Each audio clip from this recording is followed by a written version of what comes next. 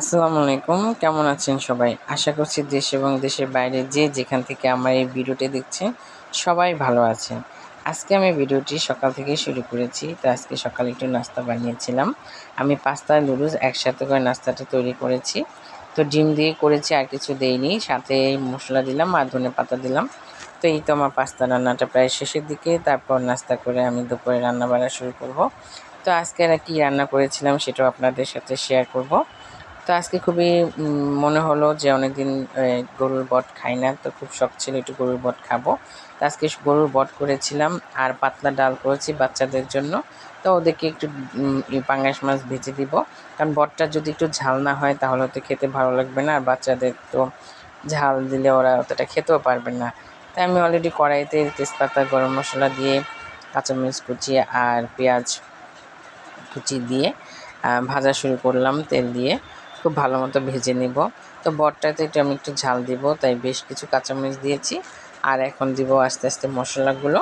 তো এখন আমি এখানে যে আমার পেঁয়াজটা প্রায় বাদামি কালার হয়ে আসলে আমি এখানে একটু আদা রসুন পেস্টটা দিয়ে দিব, আর একটু সাথে একটু আগে পানি দিয়ে নিব। তো প্রথমে আমি একটু আদা রসুন পেস্টটা দিয়ে দিলাম। তো আদা রসুন পেস্টটা দিয়ে এখন আমি এখানে বাকি মশলাগুলো দিয়ে দিব।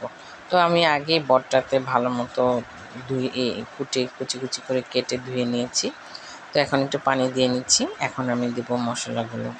তো বট যদি ঝাল না হয় তাহলে অতটা ভালো লাগবে না খেতে, তাই আমি এখানে আজকে একটু বেশি শুকনো মরিচের গুঁড়োটা দিই, তারপর করে নেব। তো প্রথমে আমি ধনিয়া গুঁড়োটা দিয়ে নিলাম। তো ধনিয়া গুঁড়োটাও একটু বেশি দিয়েছিলাম। আর হলুদের গুঁড়া দিলাম 1.5 চা চামচ, আর মরিচের গুঁড়া দিব এখন। তারপর পরিমাণ মতো লবণ দিব। আর আজকে বটটা আমি রান্না করব আলু দিয়ে। আমরা সাধারণত বট খেয়ে থাকি আলু ছাড়া, কিন্তু আমার শ্বশুরবাড়ির লোকজন তারা আলু দিয়ে বট খেতে খুব পছন্দ করে। তাদের কাছেই আমি শিখেছি কীভাবে আলু দিয়ে বট রান্না করে খেতে হয়। তো মশলাটা প্রায় কষানো হয়ে গেছে। তো সেখানে আমি এখানে একটু দিয়ে দিলাম গরম মশলার গুঁড়া আর হচ্ছে জিরার গুঁড়া। যদিও আমি শেষে দিই, তারপর আজকে ভাবলাম একটু আগেই দিই। তো এই যে আমি বটটা এখন দিয়ে দিচ্ছি। তো এখন ভালো মতো বটটা কষিয়ে নেব। একটু ছোট ছোট করে কেটে নিয়েছি। তো তার যেটা বলছিলাম, আমার শ্বশুরবাড়ির লোকজন আলু দিয়ে বট খেতে খুব পছন্দ করে, তাদের কাছেই আমার শিক্ষা। তো বটটা আমার কষানো হয়ে গেছে।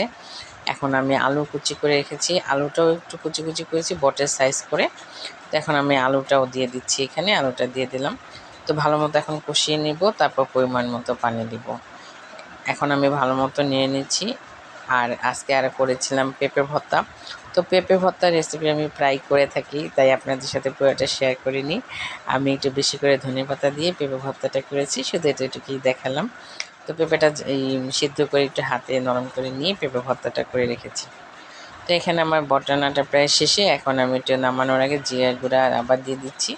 আমি পানি দিয়ে যে ভিডিওটা করব সেটা করতে পারিনি, সেই সময় বাচ্চাটা খুব ডিস্টার্ব করছিল, তাই একেবারে শেষ পর্যায়ে ভিডিওটা একটু করে নিলাম।